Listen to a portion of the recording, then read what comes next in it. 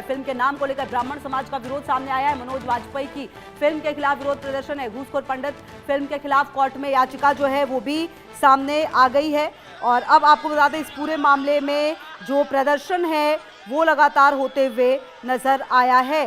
तो आपको बताएं कि भोपाल में देखिए कैसे बैनर पोस्टर लगाकर जो प्रदर्शन है वो किया जा रहा है। भोपाल में फिल्म घूसखोर पंडित पर हंगामा हुआ है।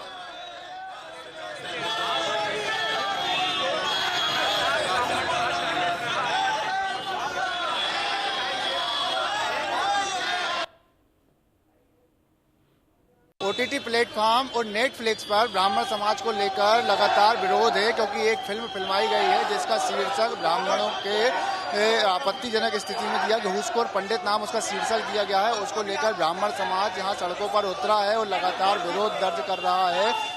देखा जाए तो यूजीसी में भी ब्राह्मण समाज को लेकर लगातार मुद्दा चल रहा था। अब ब्राह्मण समाज को लेकर नेटफ्लिक्स और ओटीटी को लेकर भी एक मुद्दा आया है, जिसमें ब्राह्मण समाज लगातार पूरा संगठन सड़कों पर उतरा है और विरोध दर्ज करा रहा है। हाथ में फ्लैक्स लेकर चल रहा है कि फिल्माए गए संवाद को हटाना चाहिए और उसको लेकर लगातार इन पर आरोप चल रहा है। क्या नाम है आपका, क्या करना? संकटमोचन मिश्रा।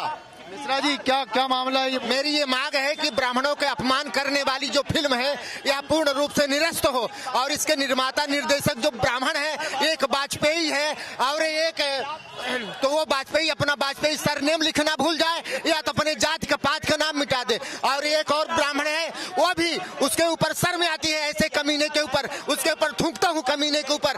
वह कैसी जाति लिखता है कि ब्राह्मण है और ब्राह्मणों का अपमान करता है। ब्राह्मणों का अपमान करने वाली ऐसी फिल्म, ऐसा धारावाहिक निस्नाबूद से मिटना चाहिए और हम जब तक प्रयास करते रहेंगे, जब तक यह मिट नहीं जाती तब तक सांस नहीं लेंगे, इसको मिटा के रहेंगे। जय जय परशुराम, जय जय परशुराम।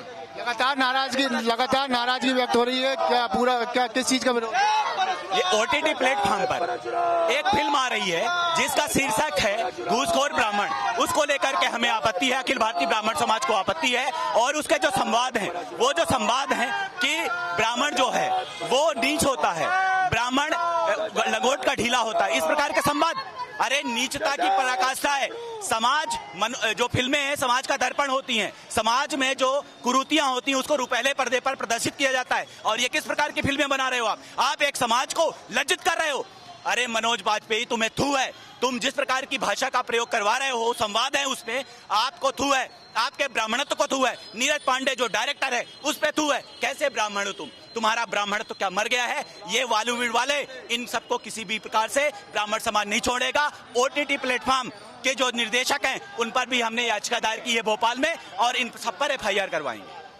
जो फरसा लेकर आप खड़े हैं, कैसे? ये भगवान परशुराम का फरसा है। जो भी आताताई ब्राह्मणों के खिलाफ, साधु संतों के खिलाफ बोलेगा तो फरसा उठ गया है। इसी फरसे के माध्यम से इन आताताइयों को बंद किया जाएगा।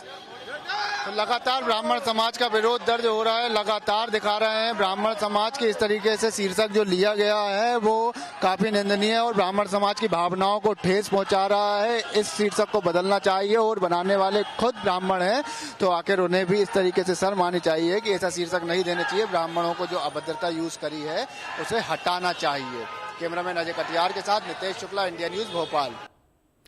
और चलिए खबर झारखंड से सामने आ रही है। गिरिडीह गैंग रेप मामले में खुलासा हुआ है। आदिवासी बच्चियों से सामूहिक दुष्कर्म का खुलासा हुआ है। पुलिस ने 4 आरोपियों को गिरफ्तार किया है। पुलिस ने आपको बता दें कि 7 मोबाइल भी बरामद किए हैं।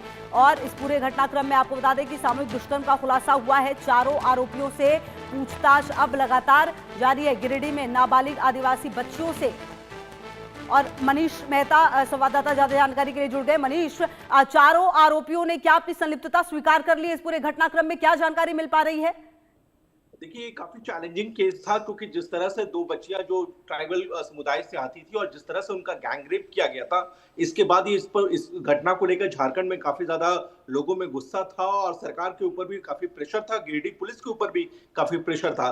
ऐसे में इसकी काफी इन्वेस्टिगेशन की गई और उसके बाद तमाम जो फॉरेंसिक एविडेंस और तमाम जो इनपुट्स थे उसके आधार पर 4 लोगों को गिरफ्तार किया गया। और साथ ही साथ जो उनके पास से जो घटनास्थल के घटना वाले दिन जो उन लोगों ने जो कपड़े पहने हुए थे उसमें से 7 जीन्स जो है वो बरामद कर लिए गए हैं। 4 मोबाइल फोन्स बरामद किए गए और साथ ही ठीक है। साथ इसमें जो पुलिस का भी कहना है कि जो टेक्निकल टीम्स के सपोर्ट से इस बात के भी ठीक है मनीष, रहेगी लगातार नजर। फिलहाल समय